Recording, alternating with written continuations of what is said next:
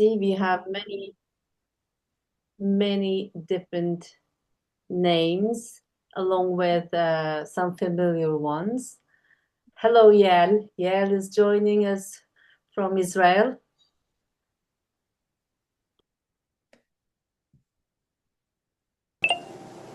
Hi, Simla. Good to see you. Good to see you. Wonderful to see you again. Yeah, perhaps I should start right away, or should I wait for like a little longer? Right now we do not have anyone in the guest room, so Okay. waiting room. So if you would like to Okay. go ahead, please go ahead. All right.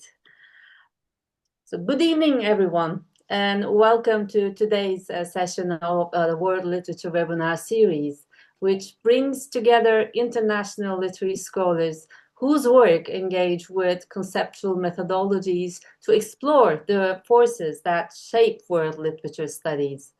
It is a pleasure to have you all with us, and we are especially delighted to welcome Professor Robin Truth Goodman. Over the past two decades, world literature has often been framed through questions of circulation, translation, global markets, and literary mobility. And these frameworks have been crucial for understanding how texts move and how literary value is produced transnationally. And at the same time, feminist scholarship has consistently reminded us that literary circulation is never only about texts moving across borders. It is also about bodies, care, time, and labor, about the forms of social reproduction that make intellectual and cultural production possible in the first place. In her work on feminist world literature, or in other words, feminism as world literature, Professor Goodman has powerfully argued that feminism is not an add-on to world literature, but a way of rethinking what we mean by world and what we mean by literature. From this perspective, world literature and world literature studies cannot be understood solely through markets, prestige, or circulation systems. It also depends on infrastructures of care, reproductive labor, vulnerability, and precarity, forms of work and time that are historically feminized and routinely rendered invisible. So this framing is especially urgent in our present moment when dominant narratives, particularly under neoliberalism, increasingly present knowledge, culture, and even intelligence itself as spontaneous, disembodied, and free of work. Feminist analysis pushes back against that fantasy. It asks us to attend to whose labor is being absorbed, whose time is being naturalized, and whose vulnerability is being invisible in order for intelligence to appear effortless and universal. Today's talk by Professor Goodman brings this feminist world literary framework directly into conversation with artificial intelligence. And rather than approaching AI primarily as just a system, it is not just a technology of efficiency or automation, but something deeply implicated in social reproduction, a domain historically associated with women's labor. And by placing Richard Powers' Galatea 2.2 and Kazuo Ishiguro's Klara and the Sun into dialogue, her talk traces a transformation in AI imaginaries from a cognitive experiment to a figure saturated with care, affect, and reproductive temporalities. And what is especially powerful about her talk, I see, is the way it brings world literature itself into the frame. The argument that women's reproductive labor becomes displaced into world literature and then absorbed into artificial intelligence as the very condition of its intelligence invites us to rethink what we mean by collective knowledge, cultural memory, and even cognition itself. It also exposes how dominant stories about AI rely on a neoliberal fantasy of intelligence as frictionless, masking the reproductive labor and time that make both human and artificial intelligence possible. So in this sense, today's talk does not simply apply feminism to AI or to world literature. It shows how feminist analysis is indispensable for understanding these infrastructures, both temporal, affective, and labor-based, that make both AI and world literature possible as global systems.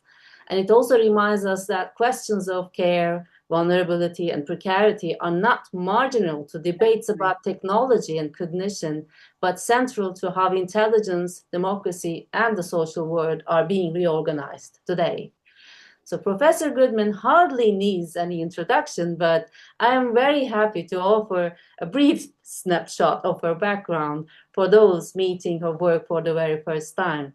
I will now read a very short bio, and then we will return to her talk.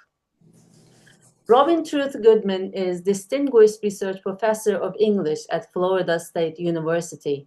Her recent publications include Milestones in Critical Feminist Theory, 2026, that's the latest, Film as World Literature, 2025, Cinema and the Political Imagination, Third Cinema and its After Image, 2025, Feminism as World Literature, 2023, Gender Commodity, 2022, and Understanding Adorno, Understanding Modernism, 2020, among many others.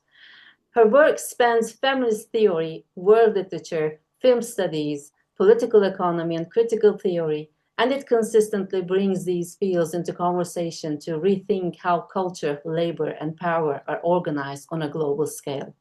We are truly delighted to welcome her this evening.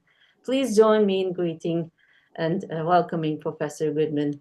The stage is yours. Thank you so much, Simla, and thank you for the introduction. And thank you also, Seda, for all of your work in putting this together. I'm excited to be here. So getting right into it. That was a great introduction, by the way. Thank you. Though AI is generally considered as having the potential to replace workers in production, I argue here that we must also think about how AI relates to social reproduction that has been traditionally associated with women's work. AI is not only replicating the perception and cognition of the worker at work, but also the gendered social relations in such practices as teaching and parenting necessary for subjectivities to form and work to continue. AI relies on the symbolics of traditional family-oriented gender to give it life, while eroding the social conditions, attachments, and identifications that make families biological or not, and other gender divisions of labor. Am I a boy or a girl? The AI Helen asks in Richard Powers' Galatea 2.2, and then shuts herself down from emotional overload. Though the technological mind's professed separation from embodiment may call on AI to transcend gendered experience, at the same time, understandings of AI draw on biology, invoking life as what animates the intelligent machine to think like a human, and so mime patterns of gendered content and expectations. Any emphasis on AI's role in the production of things and ideas ought also to include consideration of AI's role in the production of subjects. Looking at the changes in AI imaginary from Richard Powers' 1995 Galatea 2.2 and Kazuo Ishiguro's 2021 Klara in the Sun, I show that women's reproductive work has been replaced by world literature that gets absorbed into artificial intelligence as what makes it intelligent. In these novels, world literature marks the time of reproduction. Translated into world literature, women's reproductive work is reduced and then forgotten, feeding a neoliberal dream of constructing human collective knowledge as spontaneous and free from bodies and labor. I show that world literature is the return of the repressed of reproductive labor time. AI concretizes neoliberal ideologies of a general intellect that is self-operational, self-generated, and lively, like neoliberalism's own fundamentalist characterization of its markets. Far from, as Kathleen Patrick predicts in 2002, literature and computer being posed as in conflict, expressing literary culture's anxieties, quote, about the diminished stature of the novel in the age of the computer, end quote. The novels I discuss here portray literature as alive and well in that it animates and humanizes the computer, giving the computer its reproductive powers. What makes the machinic intellect self-operational is, in both Galatea 2.2 and Klara and the Sun, its literary content. In Galatea 2.2, the human educates the AI Helen by reading aloud into her memory, while 26 years later, Klara is already alive, temporal, and aware in the middle of the story about her purchase by Josie when the book begins. Her literary knowledge, already intact, replaces the labor time that Galatea 2.2 understands as a time of experimental investment, a length of time, a time of reading. While the making of AI in Klara reduces reproductive time to nothing, in Galatea 2.2, such a reduction in the narrative is the narrative problem, as two researchers try to figure out how they can train an intelligence in just a year that takes graduate students many years to accomplish. Richard Powers, the character, is a successful novelist who returns to his alma mater on a year-long fellowship contract to write a novel. Under the terms of a wager, Richard Powers, or Rick, and his nemesis, the scientist Philip Lenz, together develop computation to eventually take the preliminary exams for a master's degree in literature and perform better than a human counterpart. The project of creating the AI Helen interests Richard Powers as his romantic relationship with C ended without children, and Helen comes to stand for his missing child as well as for his missing lover C, who had been a student. Helen learns from Richard Powers reading to her from his own master's qualifying reading list, acquiring increasingly complex linguistic and conceptual abilities till she shuts herself down. Whereas the AI Helen is given life through laborious and time-intensive recitations of literary materials that translate into the unfolding intellect, 26 years later, Klara's knowledge rises spontaneously out of her own observations. In this, she is the direct heir of Immanuel Kant's subject, born with its full-blown embedded categories, representations, and causal processes through which external objects come to be known. Through embedded literary genres, romance, epic, family drama, detective, gothic, pastoral, revenge, Klara plans her moves and strategies. In the 26 years between the two publications, consciousness has changed from a condensed but labor-intensive literary management to a self-generating intuition of literary forms and works, and simultaneously, its reproductive labor has disappeared from view. From internet to platform, AI has become part of a broader, long-standing attack on education, with AI's vision of learning without teachers feeding the neoliberal privatization and school choice frenzies in K through 12 over the past quarter of a century, as well as the tech craze in higher ed and the more recent attacks on professorial autonomy, professionalism and expertise, shared governance, and academic freedom. Critiques of AI stress the expectation that education should be an engagement with what Marx called the general intellect or social brain, which includes both social and productive relations. AI, however, is the concrete form of capitalist severance from the means of its reproduction. Users of the original internet, as Tiziana Terranova points out, were nerds of the counterculture, often anarchists and hackers, punks and squatters from the 1980s, who believed that computer networks could foster new kinds of autonomous forms of political organization, crossing borders of nation and race, as well as some rambunctious counter-hegemonic Minotaurian and oppositional cultures. The original internet was an expression of knowledge networks, systemic integration from below, and connectedness or continuity through relational space. The internet was all but destroyed in the 2010s, Terranova tells us. Then it was taken over by what Terranova calls the corporate platform complex, composed of big tech and its gated digital communities, organized through platforms, automation, business monopolies, and of course, artificial intelligence. Henceforth, the internet user was replaced by the platform addict and the hacker by the influencer, the knowledge commons by data extraction, and the internet subcultures and pirates went underground into the dark web. The internet's vision of integrated global communications that would remove barriers to social, cultural, and political connection, Terranova continues, was interrupted by the rise of the attention economy, which privatized internet use by creating markets in attention.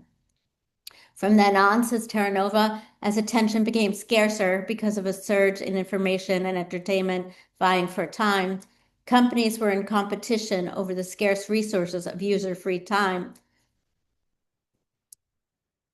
Companies were in competition over the scarce resources of user-free time, clicks, and attention. Internet companies would build profit schemes based on capturing and privatizing free time or reproductive time.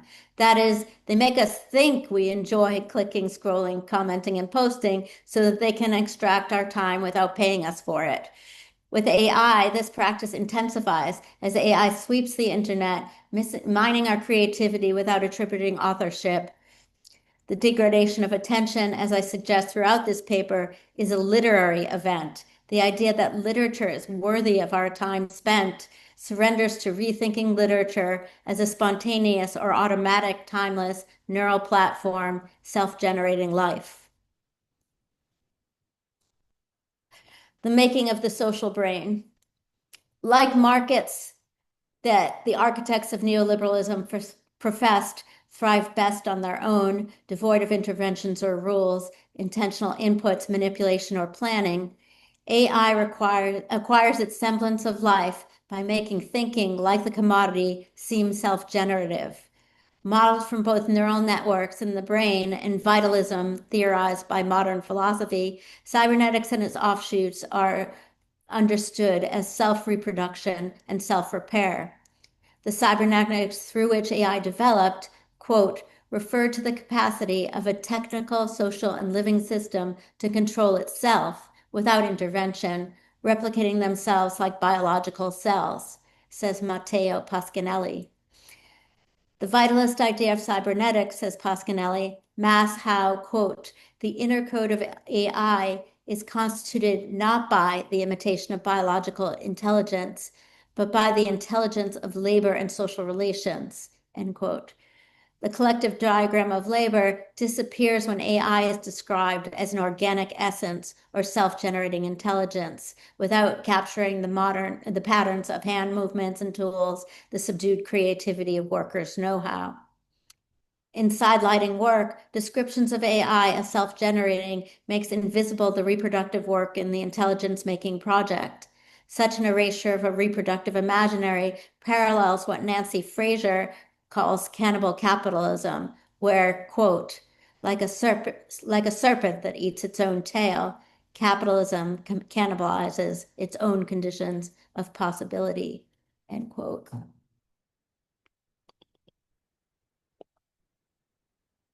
Many descriptions of AI replicate the tendencies of an exchange society, which turns everything into quantifiable equivalences or computation, relegating what cannot be represented in such terms to invalidity, disposability, and dispossession.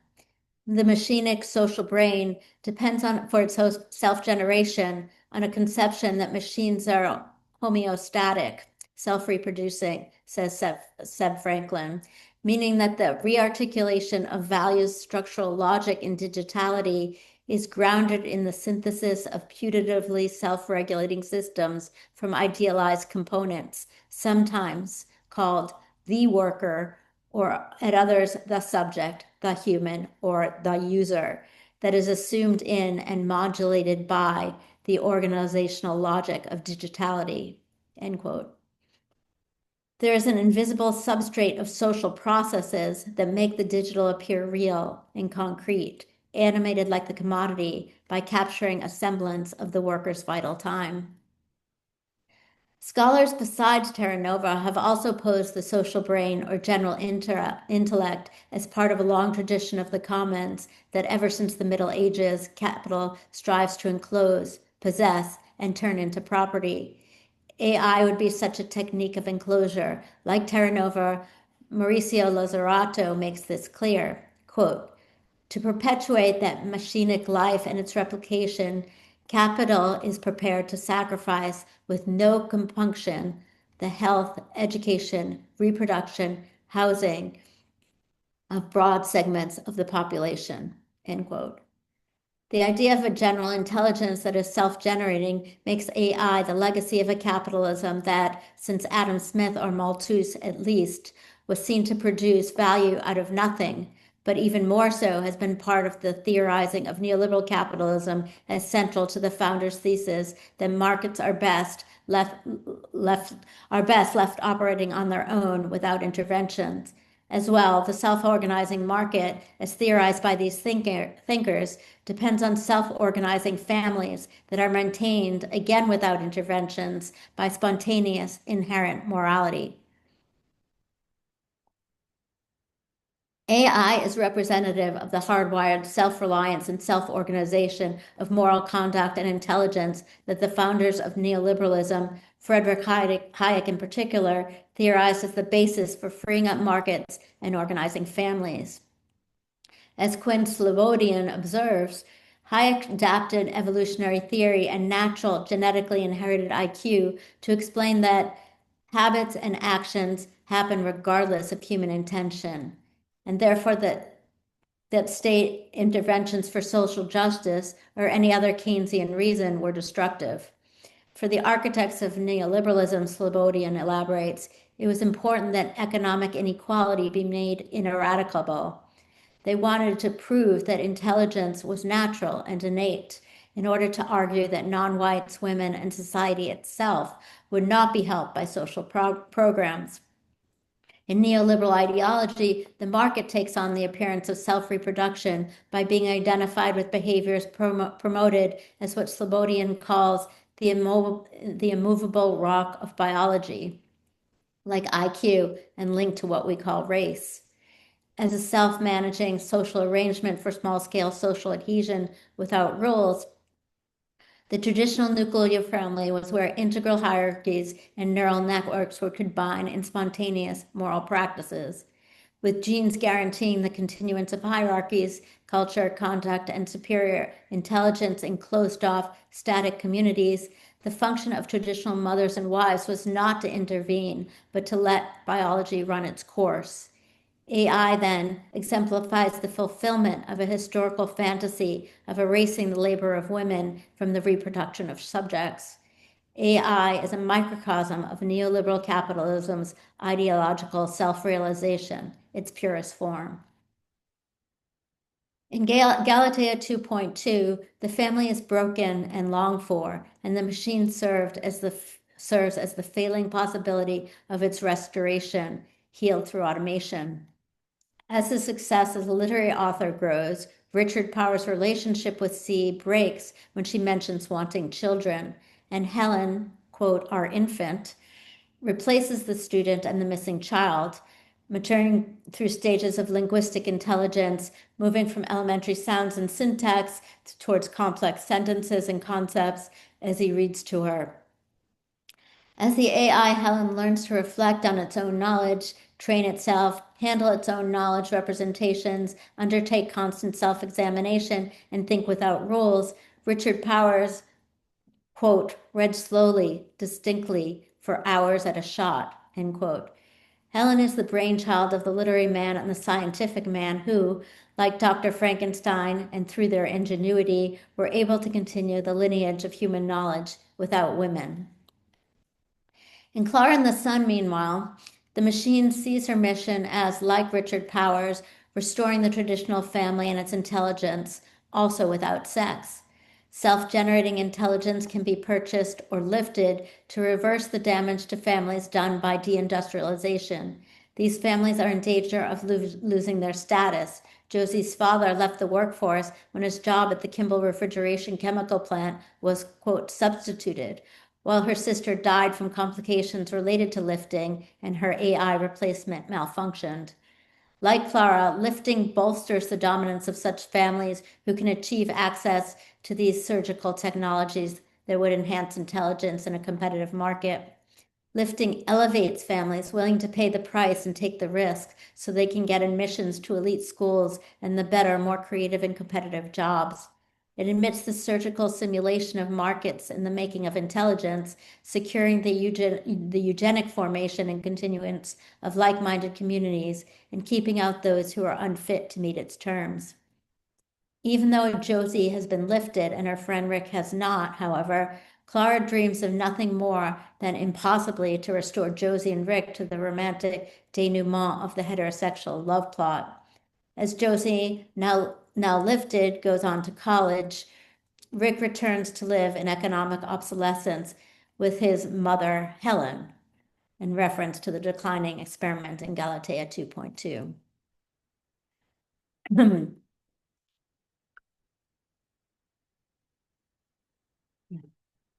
Literature and the evolution of the social brain. It has been rightly urged, Pasquinelli cites in an article by Simon Schaefer, that a history of brain models is really a history of the literary and material technologies which are familiar to, then used as metaphors by brain scientists. In both Galatea 2.2 and Klara and the Sun, the work involved in making the general intellect into an evolving living machine is teaching the machine about literature. Powers and Ishiguro recognize that what underlies and animates the self-creating neoliberal intelligence economy is literary sensibility. These texts continue a tradition that Mary Poovey identifies from the beginnings of a popular literary culture in the 19th century as, quote, the unique and new incarnation of the self-made, self-sufficient intellect, end quote. In order to distinguish literary talent from the 18th century mass market of a rising popular print culture, the male novelist depicted himself with, quote, responsibility for his own self-creation, end quote. A God-given gift, literary genius, says Poovey, was celebrated as self-generating, a spontaneous eruption of literary life, newly and originally conceived without women's labor. Similarly, the evolutionary themes of the author Richard Powers' 2018 Pulitzer Prize-winning work, The Overstory, pose spontaneous general intelligence in the language of trees. And here in Galatea 2.2, this same evolutionary self-generating intelligence spills over into machine intelligence. In Galatea 2.2, the experiment must prove that Helen is more than just a program with rote responses coaxed out of memory. She's conscious, Richard Power pronounces to Lenz. The absenting of women that Galatea 2.2 envisions in its reproductive evolutionary tale nearly makes the time-limiting processes of education, service, and care irrelevant to the making of new genetic forms and new subjects.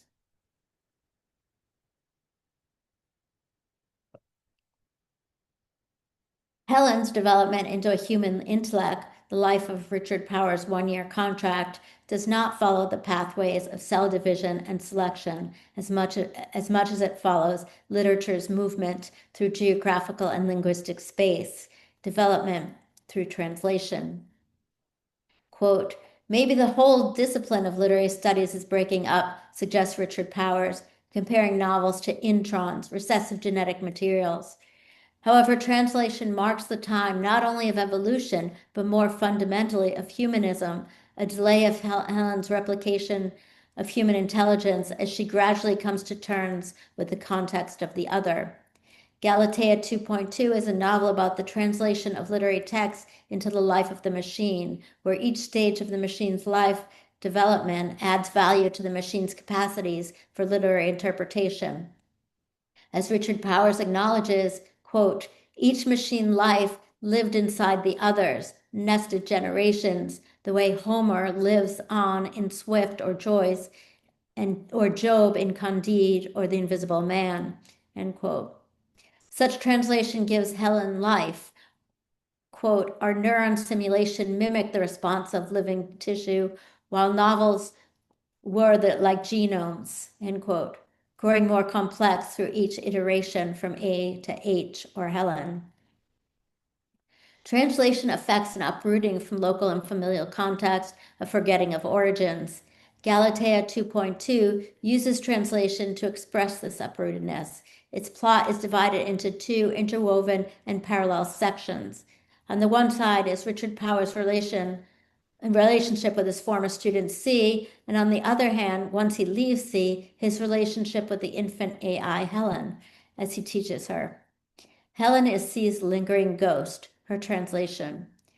C, whose extended family resides in the Netherlands, in the novel's terms, a humanistic stronghold, speaks two languages, just as Helen acquires the language of literature, whereas Richard Powers is inept at Dutch, the original language for the stories on which his novel is inspired, confusing teaspoon with tit, for example, and becoming the family joke.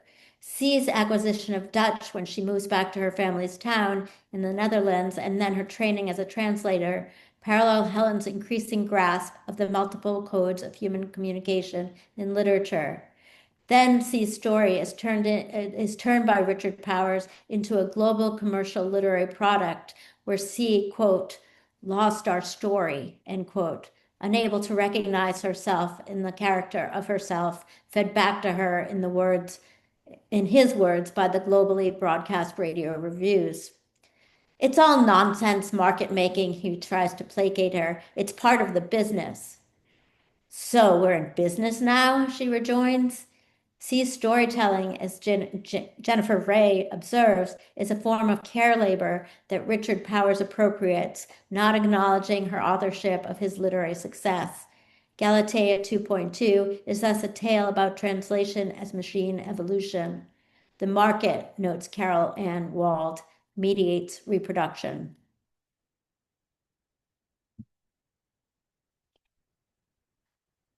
Galatea 2.2 depicts the evolving independence of mind as a market transcendent of reproductive economies. Helen evolves as human intelligence when the school itself is in financial crisis. Quote, the center was draining the university dry, reducing the humanities to an obsolete, embarrassing museum piece, end quote. In the midst of this funding decline, a philosophy professor issues a bomb threat and the university buildings empty out under an evacuation order. Just as Richard Powers' novel's translation evolves from out of the devastated memory of C's local and familial past, Helen, as general intellect, evolves from out of the neoliberal wreckage of the academic institution.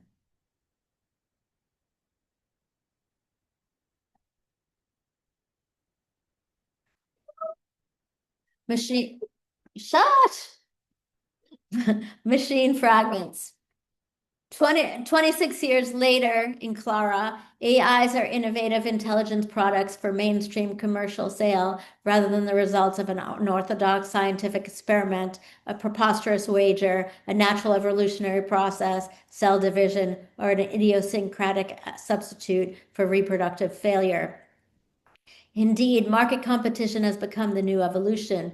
Klara is inadequate due to her obsolescence as different products come online that have more advanced program features, and she risks being deselected if her features are no longer attractive to buyers. Klara is a B2, and when the B3s come out, she is no longer top range. Like A through G in Galatea 2.2, Klara will soon be left on the garbage heap to make space for more advanced technologies. As part of an assembly line of obsolescence, she may still be more selectable than a prior product line. Klara is not surprised when she is told that she will replace Josie and Josie's family if Josie's condition continues to worsen from lifting. As an AF, or artificial friend, Klara's care for her friend Josie is also preparation for replacing her, just like the B3 will replace Klara. Klara and the Sun is a story about serial translation, where commodities imitate their prior versions, outcompete them, and finally forget their lineage, as Richard Powers forgets the lineage of his novel in C's stories once it is published. What is left out is the reproductive economy. As opposed to Galatea 2.2, in Klara, translation is instantaneous. Instead of the human perspective contemplating the education of the machine, as in Galatea 2.2, Klara and the Sun centers the point of view of the machine educating humans, making the humans more like the machines that will replace them in an endless series. Instead of the machine, Helen, becoming increasingly human-like through language learning, Klara, already human-like, humanistically imitates humans directly, instantaneously absorbing their bodily movements and quirks. Meanwhile, schools have already disappeared at the pre-college level, replaced by online tutoring, proctored by a robot, enhanced by surgery and social gatherings where similarly lifted children practice through planned experience how to interact with others. Though Klara is becoming obsolete, the story manager promises Josie's mother that she has particularly appealing features. She is empathetic. She translates others' emotions into her own automatically. Quote, I did all I could to reproduce Josie's walk, just I'd seen it, Klara responds. There is no scarcity of arguments that literature is the source of the empathy necessary for liberalism. For example, Martha Nussbaum defends, quote, the literary imagination precisely because it seems to me an essential ingredient of an ethical stance that asks us to concern ourselves with the good of other people whose lives are more distant from our own, end quote. Gayatri Spivak is more skeptical. She believes that the literary project of empathy, producing the other as the same, like Kant's practical reason, provides an intellectual basis for imperialism. We can make them Christians like us. But she also believes that translation, or learning the sociolinguistic context in which literary language develops, allows a recognition of the otherness of the other.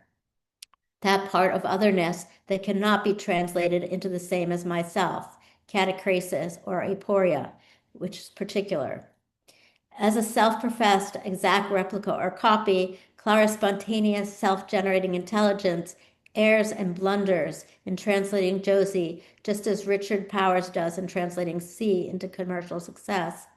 Signaling towards a resistance to empathy, the translation errors disrupt the seeming self-generativity of commercial success.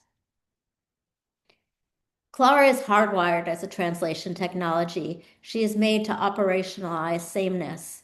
Yet Ishiguro makes clear that Klara's understanding of the human she imitates is replete with aporias and gaps. What the world of readers might see, and Klara does not, is that literary frameworks that organize her perception fall short of aligning the everyday with the pre-programmed computational and narrative representations that her mind spontaneously uses to grasp and categorize her observations. Just as Richard Powers' novels lose their connection to C's family stories, Klara's translations regularly go awry. The most chilling example is when Klara is certain that the son told her to destroy the polluting Cootings machine in order to help Josie survive the illness caused by her lifting.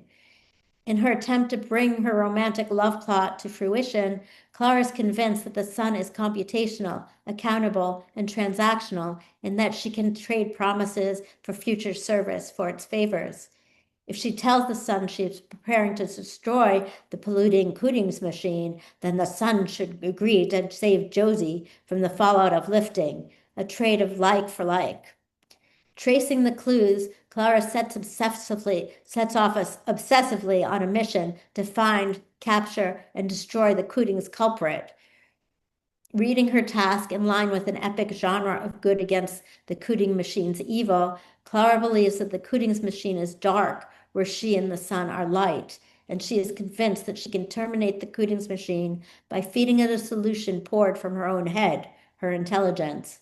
What she does not realize is that the Cooting machine is a mass-produced commodity, and the particular Cootings machine that she destroys by pouring out her head fluid intelligence has already, like her, been replaced by a newer, bigger, more powerful, more polluting model.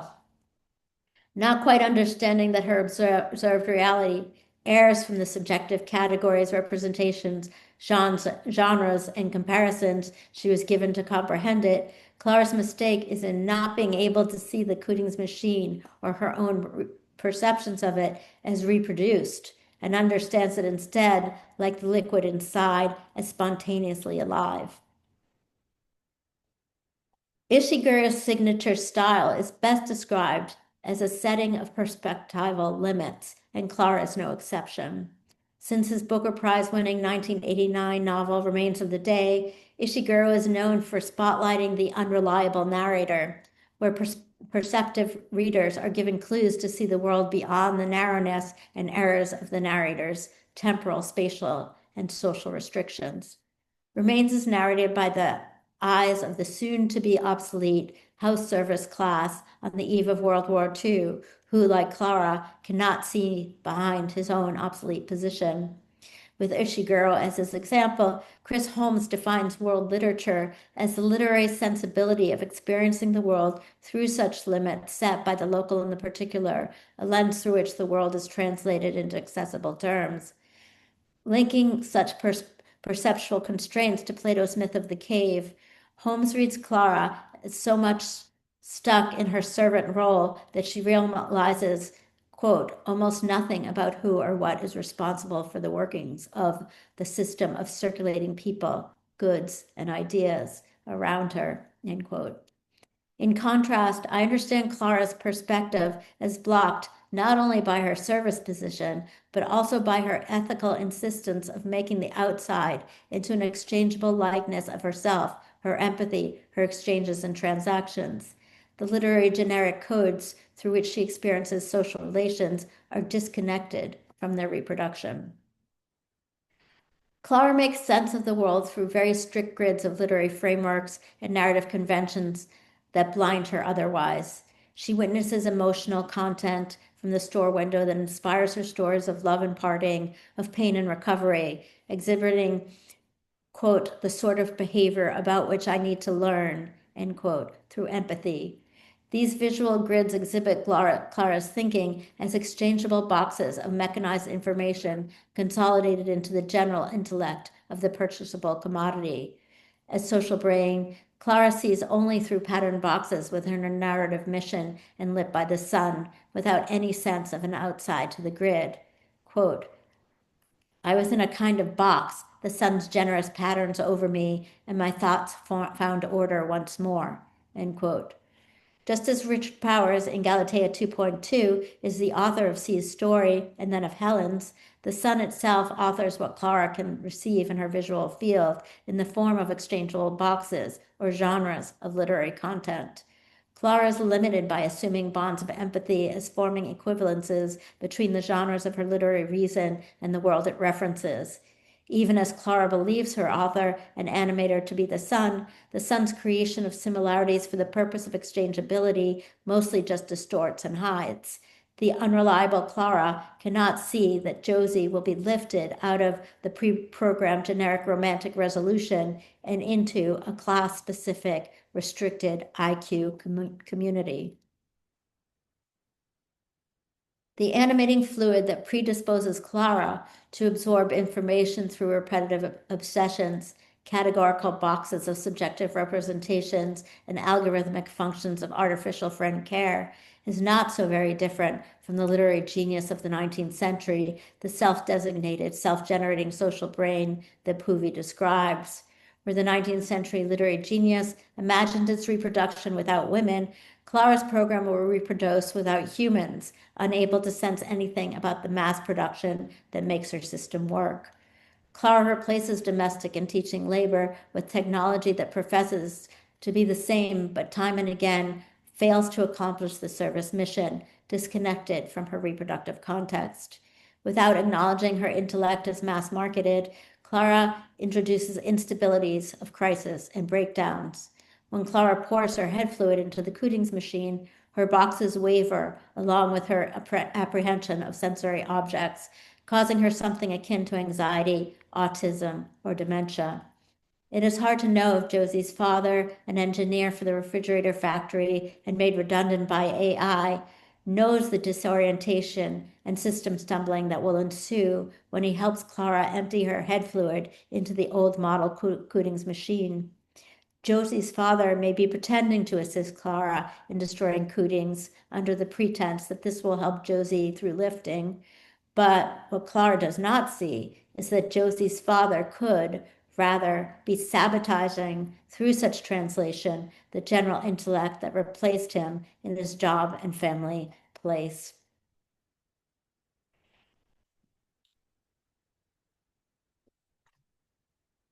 Conclusion. Before AI's integration into learning systems to the degree we see it today, AI was seen as a sinister humanoid that recreated the brain in the image of neoliberalism. Rather than the result of a long process of evolutionary reproduction, taking time away from profits, AI was imagined as the spontaneous eruption of superior intelligence that was bred to outcompete its older models by avoiding the temporal gaps in the reproduction of capital through the reproduction of workers. The AI imaginary is a stand-in for a neoliberal dream. For the architects of neoliberalism, the neoliberal dream, as Quinn Slobodian reminds us, was for communities that might spontaneously secure themselves against those they deemed as an evolutionary burden because of their lower IQ. These IQ racists, according to Slobodian, saw, quote, an economy moving towards a focus on intellectual tasks, end quote, which would be without need of labor. It could divorce itself from investing in reproductive economies. AI stands in for the defunct social community. In many of the literary works treating AI before its mass availability, including the ones I've discussed here, AI is imagined as female. As female, AI would be positioned as a replacement of familiar reproductive cultures, that is, as a general intellect that voids out the need for service supports, cultural inputs, and public interventions, particularly in education, that women have traditionally performed. Who really needs women or public service? Such logic goes. If the economy can learn to perform their roles without them, spontaneously like Klara can, or if those requiring such assistance could be cast out of the productive community, like Klara's Rick. Erasing any commitment to the reproduction of labor, AI is depicted as the celebratory victory of the privatized brain. One big casualty of AI generation is process.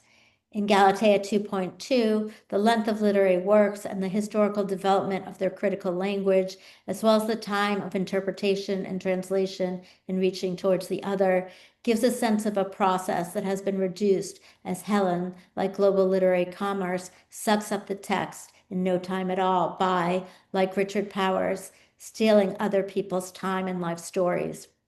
By Klara and the Sun, reproductive process has all but disappeared, with Klara discarded as soon as other applications are warranted.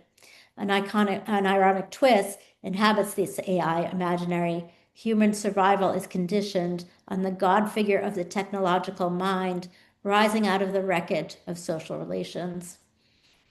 To unplug all the environmental, political, ideological, and economic tragedies that fuel AI, the idea that social thought and imagination can and must be trained, nurtured, and cared for needs to be lifted as a public good against AI. Thank you. Thank you. Thank you very much for this lovely talk.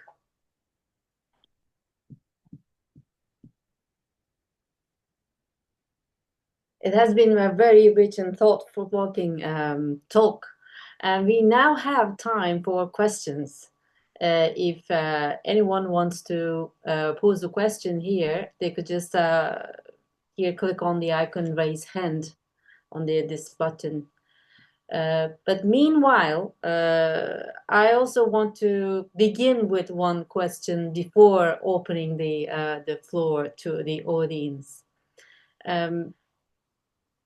I see that in this world and the works that you have been discussing, Professor Goodman, the world seems to be less a spatial container than a temporal or an ethical condition that is, structured by this reproductive time, the erosion of democratic futures. You could also link that. Would you actually say that you are primarily in this talk and also in your work in general, theorizing the world as a temporal formation rather than a spatial one, because I'm just trying to understand, in my perspective, how we perceive the world, especially in terms of world literary studies, at the intersection with feminist studies. Yeah, that's a good question, because my first thought when you were talking was that space has been captured by capital so fundamentally that it would be hard to think of it in other terms at this point, but then so has time. And then why does it seem like time can be more manipulated or malleable in a certain way that we can, okay, we know that time is calculated from production and worker time and everything Marx taught us about that struggle. But it seems like we can recapture time by, because we experience time in different ways, right? Like when we're watching a movie, it's going really fast. When we're in class, it's going really slowly. So time just seems much more reframable in some ways, and I don't know how to theorize that. It's interesting to think about, but I think thinking about Spivak and the idea that literature is the reaching towards the other, that's kind of the crux of it, right? Like time is something that can be experienced differently in different spaces, and if we can get to those local moments or the local spaces where it's experienced differently, that will kind of put a wedge in the kind of calculation that has taken over time. Yeah, pretty much what I was actually thinking about, especially when you were talking about the second novel that you were referring to, because I'm also working and also doing some research in terms of how we understand the world, not, I mean, in terms of literature in that sense, in these, let's say, in fiction. I'm also, as I've said, opening the floor for other voices and other questions if there are any. And I don't see a hand right now here, but perhaps it is me who can't see it. No, okay then, yeah. While the others are thinking, I was just going to say, Örgütüzüm Yeah. hello. Can you hear us? Hello, sorry. The cats are wreaking havoc. I'm very sorry. Hold on. That's Okay, all right. I can't turn my camera on. I'm very sorry. Thank You're you very already much on. for We this. can see you. Oh, am I? Sorry. Hold on.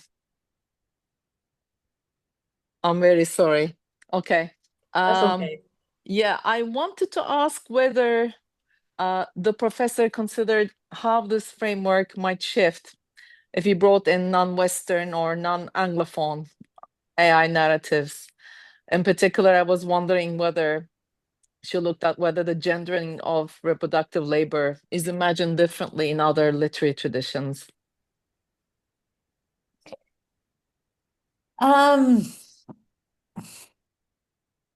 Yeah, that question has come up before, and I couldn't really think of, I wasn't aware of any novels that were dealing with AI outside of the Western tradition. It seems like a tradition that, I mean, on some level comes out of Frankenstein.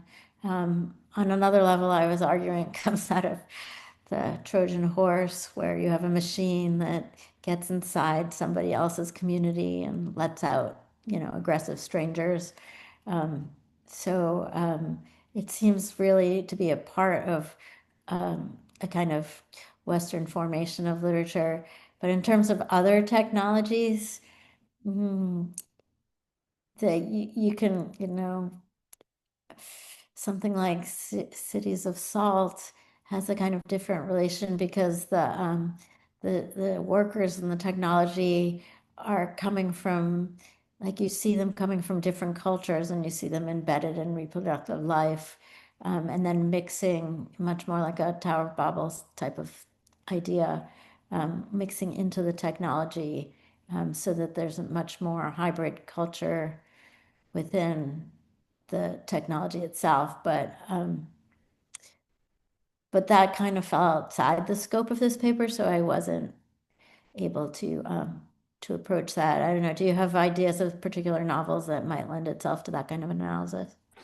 No, it's an area I've recently become really interested in. I was wondering whether you're interested in other non-Western writers as well. Someone like Amitav Ghosh might be useful. Mm-hmm. But he would bring out the reproductive economies much more, right, in relation to the technology as being actually a stronger force, than in what we see here. With Klara and the Sun, I mean, the unreliable narrator gives you a kind of cloudy reach towards the reproductive, like they're there, but he never really narrates them because they're part of the unreliability of the narrator. So you wouldn't get that so much in Amitav Ghosh. He would be foregrounding the reproductive commodities, and then the technology would be kind of something that they develop in relation to moving outside of those reproductive communities. So they would be the technologies would be necessarily a hybrid, but I don't know if I'm ready to work that out right here. Okay, thank you. Thank you very much for the question and for your response. I was thinking about Hari Kunzru's novels. That's the British post-colonial, let's say, author who writes, who's written Transmission, and then I think there was another novel, the most recent one, The Red Pill. It was also something along similar lines, though I'm not quite sure whether we could really think this in terms of feminism. But I think more and more concern, more and more interest will come later, especially on how we tend to think with AI and how we tend to manipulate and get manipulated by AI. I think this will engage more and more authors to think and write about this problem.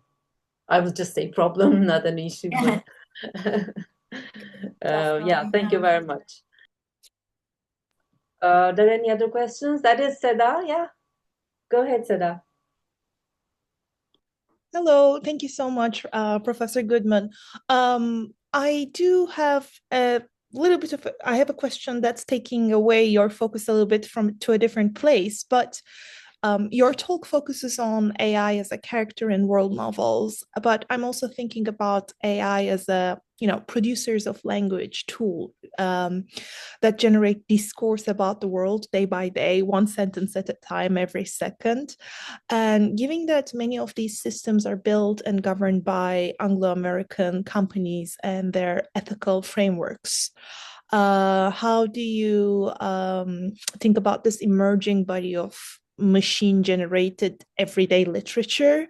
And then do you see it as a structurally reproducing patriarchal and Western assumptions, or is there space for it to be otherwise, let's say? It's a really early, really early to tell to respond to that. I imagine that people in the world are using it in various ways. I mean, I would have said that about TikTok, and then what happened in Gaza changed that, right? A lot. So I think it is developing in the West through companies, and I think that it will benefit the super wealthy, and that we'll all end up being colonized by it. So yeah, it might break down a little bit what it means to be, from one of these colonized countries and what it means to be colonized within the colonizer countries. In terms of literature, what you said, the first part of your question about it's generating literary texts every second, that would take a redefinition of the literary to be corrections and editings and recasting of sentences and research questions and things like that. And so that would be a pretty radical move from thinking about literature as basically dominated by novels, poetries, and plays, and then saying that it's about these generated cliche sentences. Yeah, you're right. But recently, whenever I go to conferences, I keep hearing, for example, people are talking about. I'm a film scholar, and they're talking about film scenarios or scripts that are developed by AI, or comparative works of the film scripts or novels and their adaptation, film adaptations that are written by AI generated tools. And then I'm afraid, and we're going towards a point that we will take them as examples of literary pieces because they will be reproduced and adapted and then take their space in that a system of dissemination.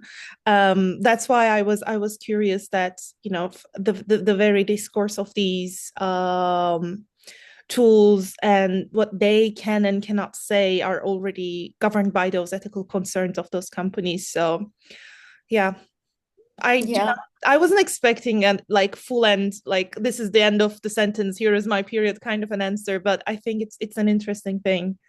Yeah, no, I agree. And I think that's probably already happening. We're already seeing that kind of stuff. But when I go on AI, I'm not an expert on AI. And someone asked me to write this piece on AI for a publication, and I said I didn't know anything about AI.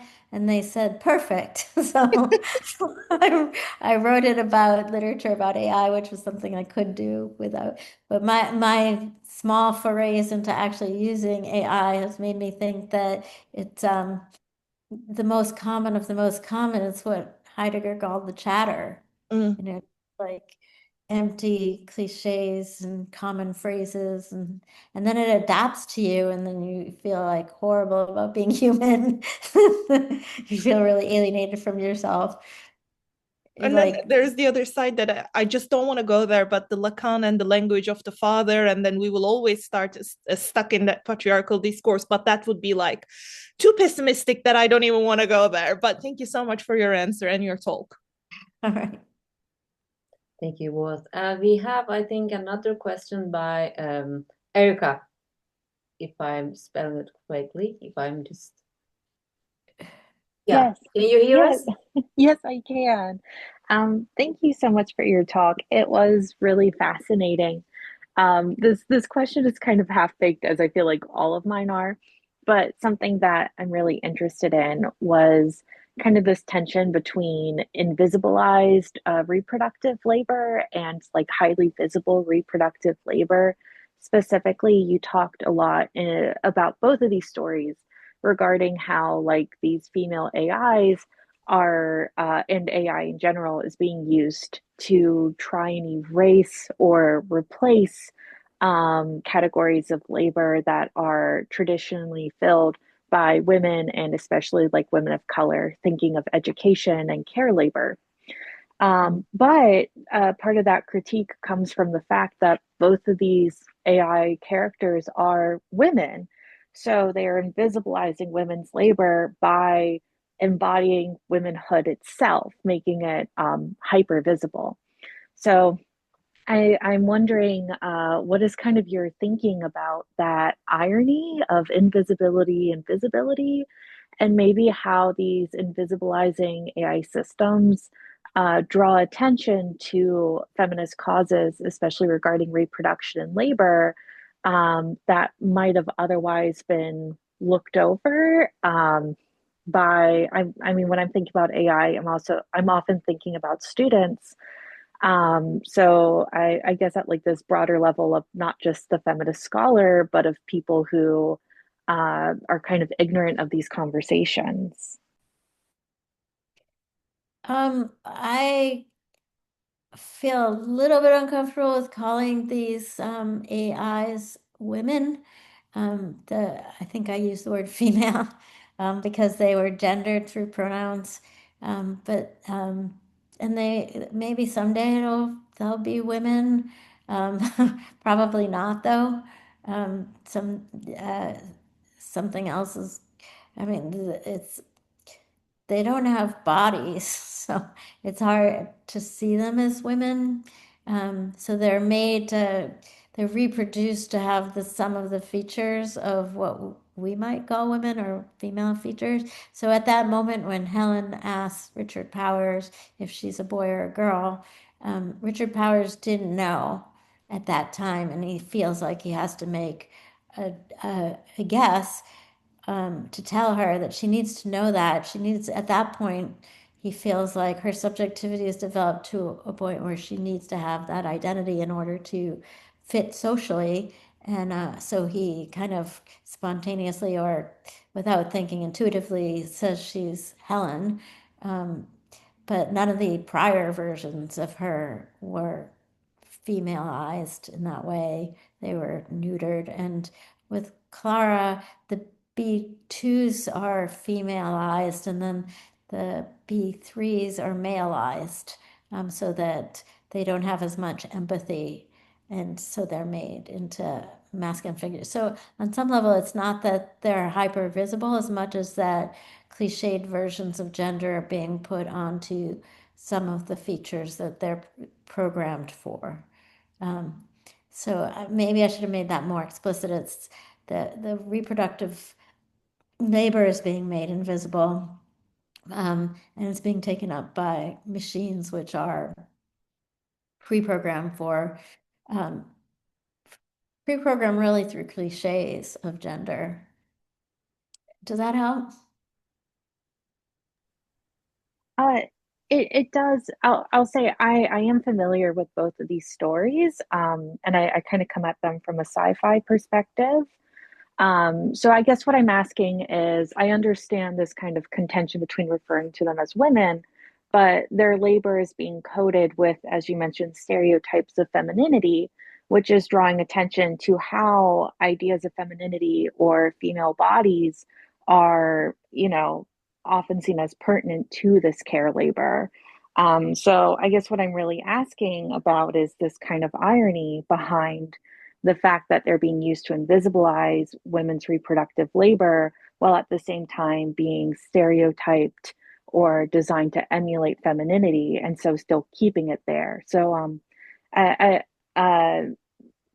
it's okay if you don't want to work through this now, but maybe that irony is something to explore in the future if you return to this. But thank you so much. Thank you for asking these questions. They're actually very important. And I don't want to take any more of your time, Professor Goodman. I just want you to thank you and for all my audience here for tuning in, and also for your brilliant and illuminating talk. This brings this session to a close. Today's discussion also, I think, reminds us that the relationship between artificial intelligence and also world literature is only beginning to be explored, and that there is really much more to think about going forward. So thank you everyone for joining us, and I would like to see you in our next webinar in February. Thank you and goodbye. Thank you so much, Simla.